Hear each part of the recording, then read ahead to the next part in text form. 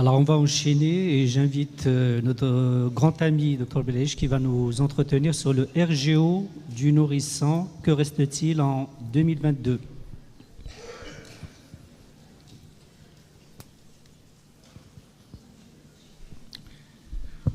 Bonjour à toutes et tous. RGO, c'est un acronyme et d'emblée, j'aimerais avec vous décliner cet acronyme parce que si en voyant une maman et un papa en consultation, vous dites reflux gastro-œsophagien, même si vous rajoutez derrière physiologique, ça a été publié, ils vont demander plus d'examens, plus de médicaments que si vous parlez de régurgitation. D'ailleurs, les Anglais parlent de régurgitation et reflux maladie. Il n'y a pas d'autre terminologie. Donc attention, parce qu'il peut y avoir une confusion qui peut vous emmener parfois dans des difficultés. Donc on va parler au début de régurgitation, mais ces régurgitations peuvent être des vomissements qui sont évidemment des symptômes d'une autre maladie que le reflux gastro-œsophagien. Donc essayons, par notre persévérance, d'accompagner ces familles de manière à la fois sereine, légère, même s'il y a parfois un antagonisme entre ce que l'on dit et ce qui est ressenti. Persévérance, pour moi, la meilleure photo, c'est celle-ci. Il faut persévérer. D'accord ? Il faut persévérer. Et vous allez être à la fois riche de succès et riche en termes de rapport avec vos patients. 3 petites vignettes cliniques.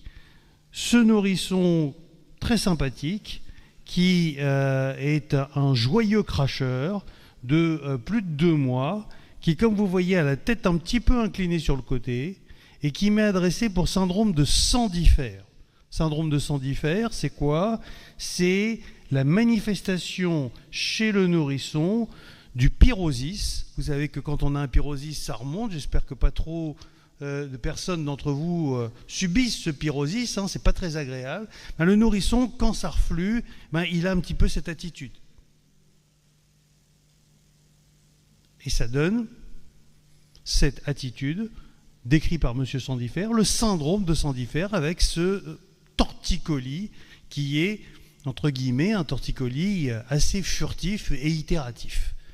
Le problème, c'est que, comme vous le savez, plus de la moitié des nourrissons régurgitent, et donc que le fait que l'enfant régurgite et qu'il ait cette attitude-là, il y a eu une sorte de superposition, et du coup, cet enfant est traité pour son torticolis depuis 2 mois, avec l'étiquette, il a un reflux sévère, avec une probable œsophagite, vu cette pertinence et cette persistance de ce torticolis. Il a suffi que je demande à la mère, mais à l'accouchement, comment ça s'est passé? Elle me dit, il avait la tête déjà un petit peu... Alors, les régurgitations anténatales, certes, mais le sang diffère anténatal, le sang diffère diagnostiqué par la sage-femme à l'accouchement, et il a suffi que je palpe un petit nodule pour faire le diagnostic de fibromatosis coli, c'est-à-dire ce qu'on appelle vulgairement le torticolis congénital. Torticolis congénital, je vous le rappelle, l'Association américaine de pédiatrie a bien spécifié. Beaucoup de mamans vont voir l'ostéopathe, le kinésithérapeute qui publie à 6 mois 100% d'efficacité sur le traitement et le moment en rectitude du torticolis congénital jusqu'au moment où il y a eu une étude randomisée, c'est-à-dire des enfants qui naissent pareil, certains sont manipulés, d'autres, derrière un rideau, font comme s'ils étaient manipulés devant la mère, mais on ne fait rien. Et quel est le taux spontané de réussite de cette abstention thérapeutique à 6 mois? 100%. Donc c'est bien, il faut faire travailler nos collègues, surtout quand on sait que le résultat va être spectaculairement efficace, j'en suis conscient. Toujours est-il que pour cet enfant-là, il y a eu un souci parce que je l'ai vu une première fois à 2 mois en ayant rassuré un petit peu la mère, mais j'ai dû attendre 4 mois et cet enfant, cliniquement, je ne suis pas un orthopédiste, mais a développé une luxation congénitale de hanche. Le problème, c'est que je l'ai vu après l'âge de l'écho qui aurait pu voir cette luxation et j'ai dû attendre un petit peu les radios pour avoir le résultat. Je rappelle que tout enfant qui a cette inflexion, comme s'il a un génus recurvatum ou une autre anomalie orthopédique néonatale, ça veut dire qu'il a une malposition intra-utérine et donc il faut vérifier au niveau de la hanche.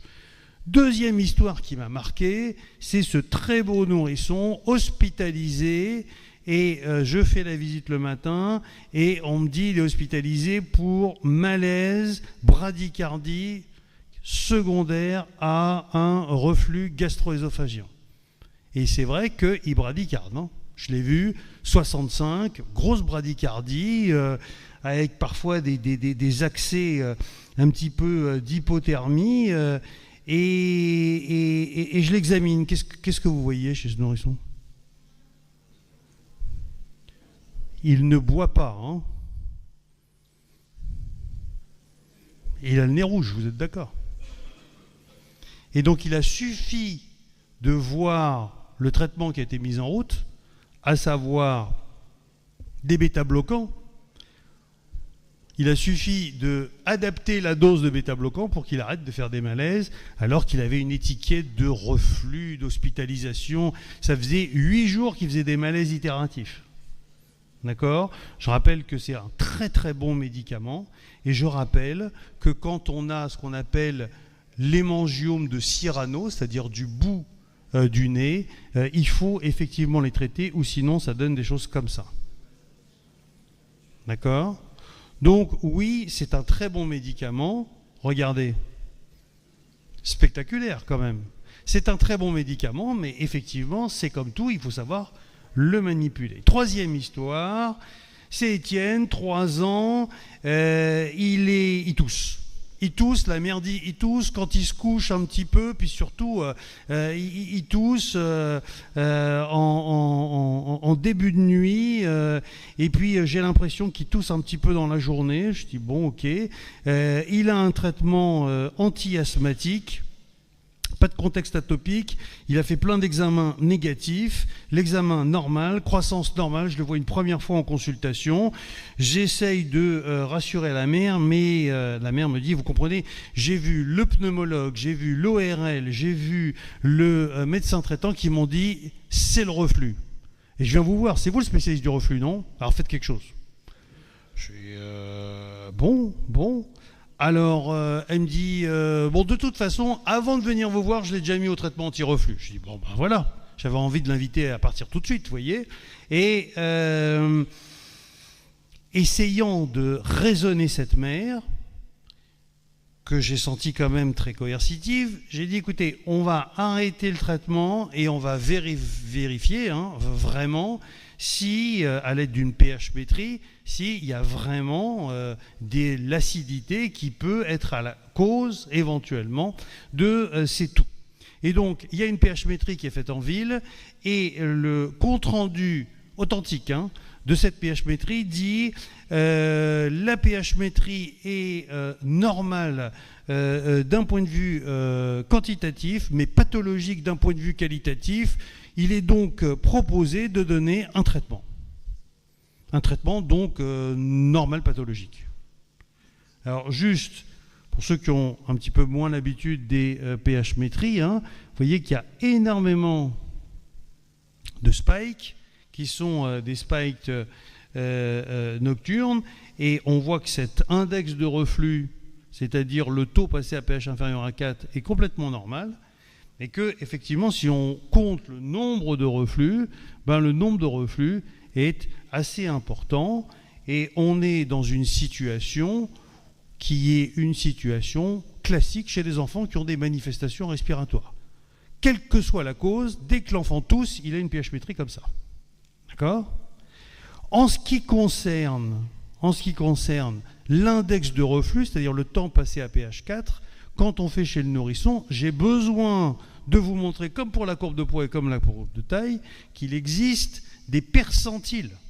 C'est-à-dire un bébé de 3-4 mois qui a 7-8% d'index de reflux, eh bien c'est normal. D'accord ? Et donc, les pH-métries, soit elles sont normales, soit elles sont franchement pathologiques avec des difficultés à avoir un pH qui a du mal à remonter. Et quand il y a des remontées, le pH ne voit que les remontées acides. Et malheureusement pour les gastro-entérologues, il y a un nouvel examen qui est maintenant disponible qui montre des remontées acides, non acides, et même quand l'enfant il a des éructations. Ça s'appelle la pH impédance-métrie. Et la mère, elle me dit, je veux une pH impédance-métrie. Je lui dis, comment vous voulez ? On voit, cet enfant, il n'a absolument pas de reflux. Elle me dit, si, elle va en ville et elle fait une pH impédance-métrie. En même temps, mon collègue gastro-entérologue, qui manifestement est dans une situation d'expérimentation animale chez ce petit, lui fait aussi une manométrie, n'est-ce pas, qui n'a absolument aucune indication. Toujours est-il que je revois cet enfant, donc je l'ai vu, ça va être la deuxième fois que je vois, il est traité par IPP, on dit que c'est un échec partiel, elle a augmenté les doses, elle a changé l'IPP, elle a reconsulté le pneumologue a dit c'est pas asthmatique, et donc si c'est pas asthmatique et qu'il continue à tousser, c'est le reflux, c'est ça qu'a dit le pneumologue. L'ORL, parce qu'il y a une histoire quand même de tout, peut-être, il a dit c'est pas l'ORL, c'est le reflux. Son pédiatre me dit écoute, si tu ne peux pas traiter le reflux, je le comprends. Et donc, sans que je le sache, cet enfant que j'ai vu 2 fois est allé voir le chirurgien de la clinique où on a l'examen un petit peu facile. Et alors, le chirurgien, il entre en gare. Bon, je ne savais pas qu'il avait vu. Et je vois cet enfant, donc, une 3e fois. Et cet enfant a été opéré d'une intervention qui s'appelle l'intervention de Toupet, ce qui n'en manque pas, c'est un héminicène. Et donc la mère vient me voir en consultation, elle dit « Docteur, je viens vous voir ». Alors moi je dis « C'est bon », je suis en train de dire « Bon, ça va, il régurgite moins ». Elle me dit « Non, je viens de vous voir parce qu'il a été opéré ». J'étais proche du malaise vagal. Et il me dit, non mais vous comprenez, docteur, j'arrive pas à toucher le chirurgien, j'arrive pas à parce que ça va pas du tout. Je lui dis, comment ça va pas du tout ? Il me dit, oui, parce que à chaque fois qu'il mange, il fait des petits accès de diarrhée, il a du mal à avaler les morceaux, et puis ça survient depuis l'intervention. Je lui dis, attends, de quoi s'agit-il ? Il me dit, oui, et puis j'arrive pas à toucher le chirurgien, chaque fois que j'appelle, on me dit qu'il est bloqué. Ça, j'adore cette expression. D'ailleurs, je le sais, c'est pour ça qu'on appelle ça le bloc opératoire. C'est là où on bloque les chirurgiens pour qu'ils soient inaccessibles au coup de fil. Et alors, elle me dit... je dis, ah bon ? Et elle me dit, oui. Je dis, mais attendez, de quoi s'agit-il ? Et elle me dit, oui, voilà, il a été opéré parce que vous n'avez pas réussi à traiter le reflux, donc bon, je l'ai fait opérer. La mère dit, je l'ai fait opérer, j'ai adoré. Et elle l'a fait opérer, et donc, et elle me cite... tous les éléments du dumping syndrome, qui est une des complications post-opératoires, 10% des cas, où les enfants ont des accès d'hyperinsulinisme, et donc ils deviennent un petit peu pâles, ils ont des accès un petit peu de diarrhée, et puis évidemment c'est un petit peu bloqué. Et je dis, mais de quoi s'agit-il ? Elle me dit, oui, et tout à coup j'ai eu une expression, et je lui dis, mais la toux, ça va mieux ? Elle me dit, oh, c'est pas ça le problème. Je dis, quand même,